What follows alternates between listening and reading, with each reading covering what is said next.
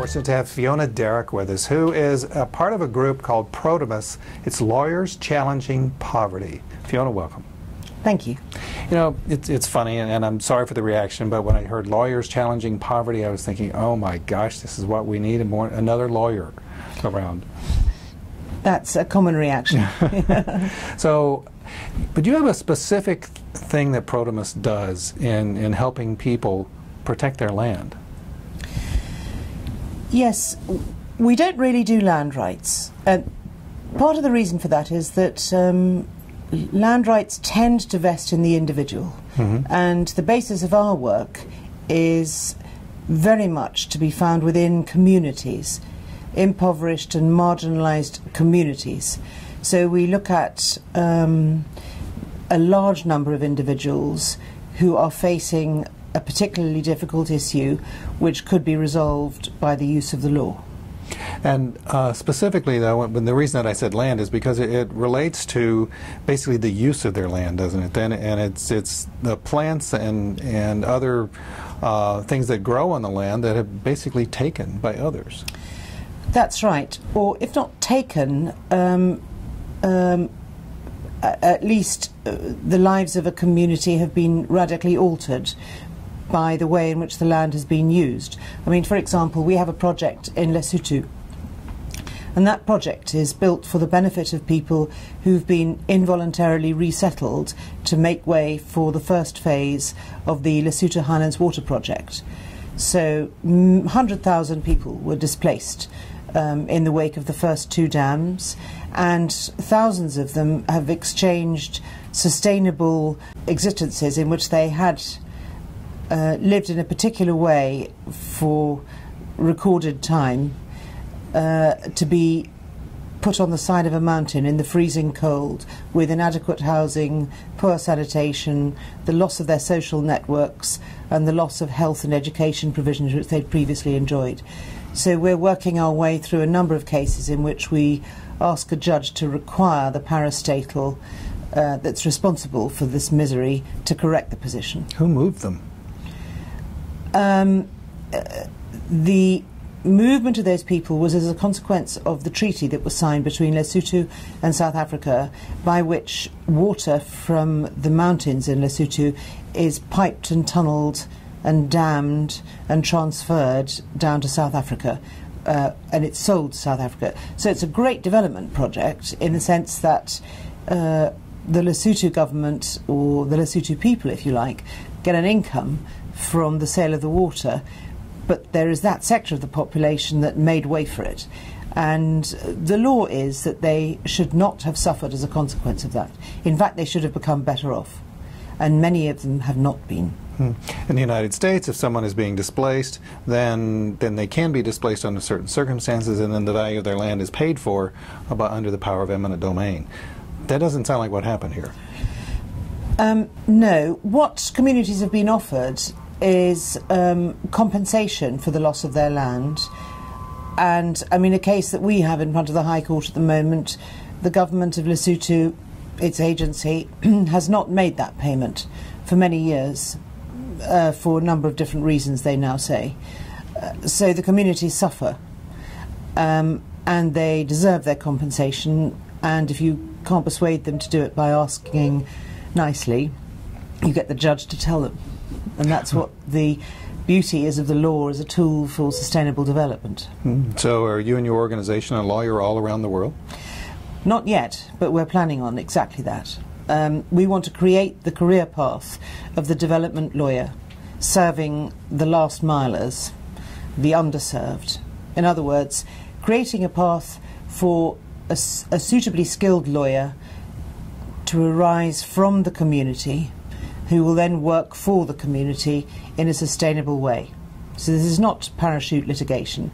This is paying people a proper job for a proper client, namely the community.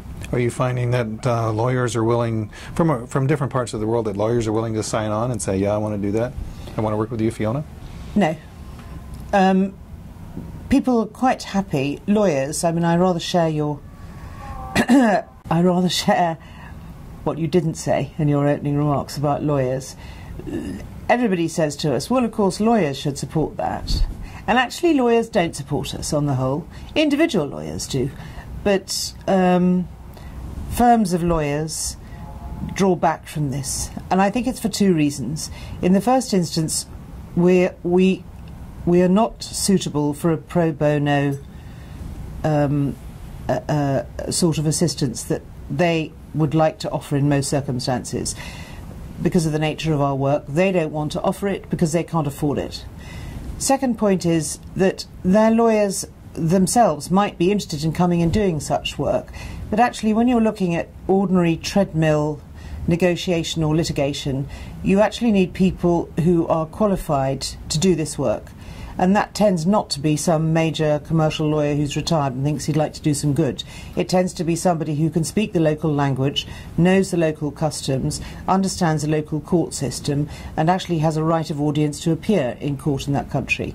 So for about those four reasons, lawyers are not, from the west or north if you like, are not desperately valuable to this kind of work.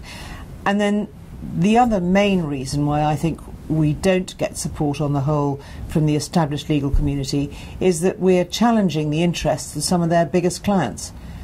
Because when you look at the unfair and inequitable exploitation of a community for its resources, say for example its biodiverse resources in plants, or it's the way in which its consent has not been sought before people are evicted to make way for a mining operation, or any one of a combination of those kinds of things, you often find that the lawyers are healthily engaged in the interests of the corporate or the government. There's very rarely somebody on the side of the community. What are some of the communities that you work in besides the Lesotho area? Well, we're creating a project with the Bushmen of southern Africa. The Bushmen are probably the original last miling community. This new phrase that I've learnt at CGI, the last milers. Now there's another phrase meaning the underserved. They are also those. At the turn of the last century, people were still hunting Bushmen for sport. They are, in fact, ironically, the oldest race on the planet. They're where the human being begins. They have got the most extraordinary stores of intuitive knowledge of how our planet works, and yet they live in poverty, threatened, their ways of life being eroded to make way for tourism and mining. I don't criticise the tourist industry, I just simply say that in general the Bushmen do not have any traction when it comes to organising how their lives would like to be run. They're fragmented, diverse, stretched across the whole of southern Africa. But what they do have are intellectual property rights in certain plants. For example, the Hoodia plant. That is a semi-succulent cactus to be found in the desert. And what was discovered was that the Bushmen used, and still do, use it in their journeyings backwards and forwards across the desert because it contains a naturally occurring appetite suppressant. So imagine, bottle that and sell it, or find out what the plasm is inside it, the cellular structures which produce that response in the body, and commercialise that and bottle it and sell it. And you can't really imagine the kind of money that you can make. So there is, as we speak, a huge billion-dollar industry on the internet across the world. There have been prosecutions in the USA here for the sale of Hoodia because it was fake Hoodia and so on and so forth. And the Bushmen themselves should see a proportion of the trade where it is legal. They see almost nothing of it because they've had very little legal support that would actually enable them to say, excuse me. And lately, the South African government has very wisely acknowledged that the Bushmen are the primary knowledge holders in a number of other plants, but they still have yet, because they have no legal negotiators and no capacity to argue about it in court, they're not able to capitalise on what is in fact their only serious resource. And so time's running out, and we're in a big hurry to do that. That's one example. Is that because, though, that they have no recognized rights? Is it because that the plant is attached to the land and land is attached to some kind of ownership rights and they don't own the land? Is that what is attached to? No, they do have the rights. Their rights in these plants are now acknowledged. Oh. But what needs to happen is that they then need to be able to approach the companies who are using these plants and, as I say, bottling and selling them, and saying, excuse me, this is knowledge that you are now using to make yourself a nice income stream, but which you had because we gave it to you, or because you took it from us, more likely. And so therefore we would like a percentage to reflect our ownership of the original knowledge. But you need a lawyer to do that. And the companies aren't readily willing to give that, are they? Well, they might be if they were talking to a lawyer.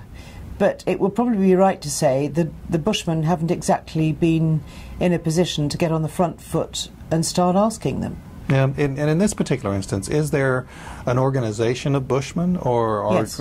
Oh, there is. Yes, very much so.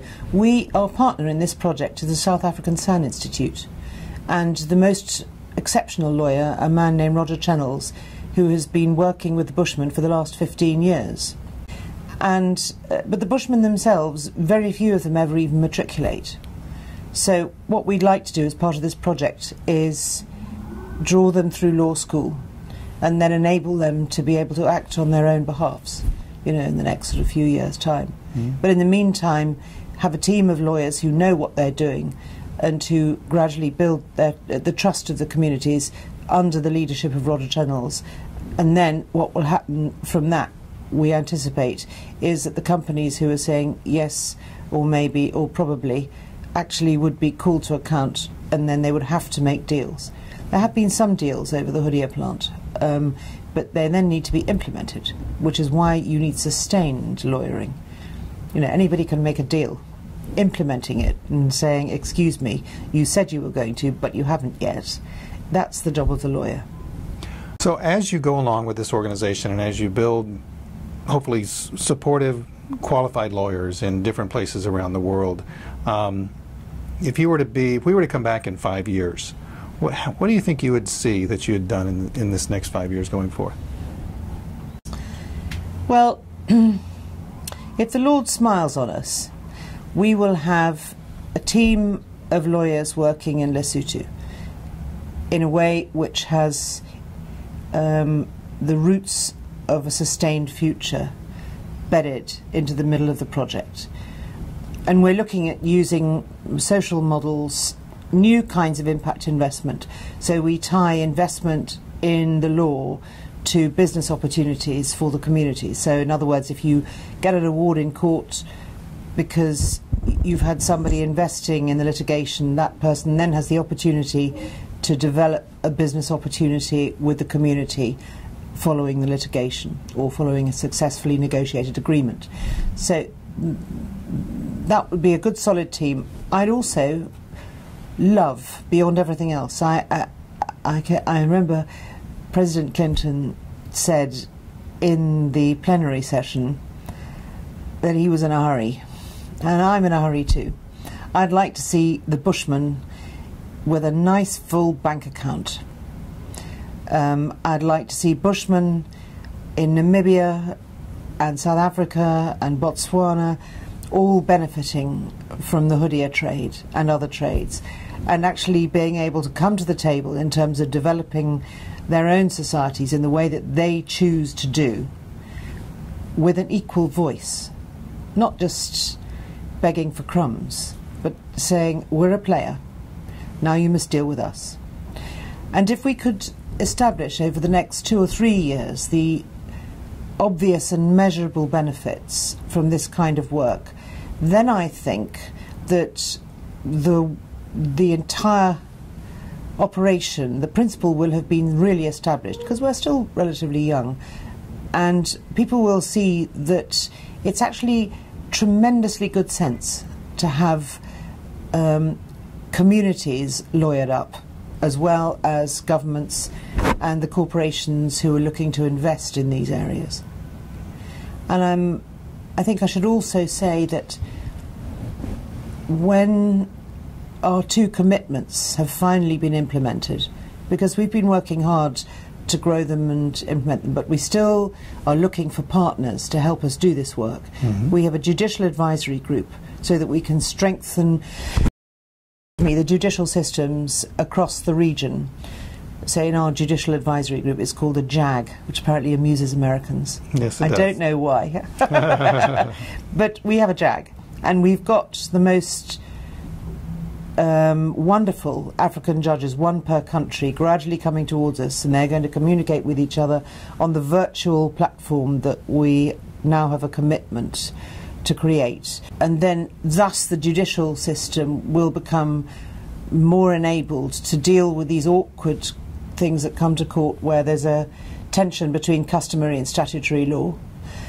And so the judge will be able to handle it better, but also because of our work on what we have called the Green Light Programme, we'll have a protocol in place which is designed to deal with free, prior and informed consent, now which is becoming increasingly important for communities to give before a project begins, which is related to resources within emerging economies.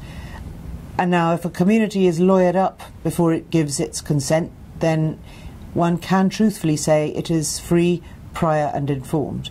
Without a lawyer, then you can't have that certainty. And so you're here at CGI to make the commitment to help communities around the world. We made our commitment, and as I told the President, we're still on it. We haven't managed to bring it home yet, but we will.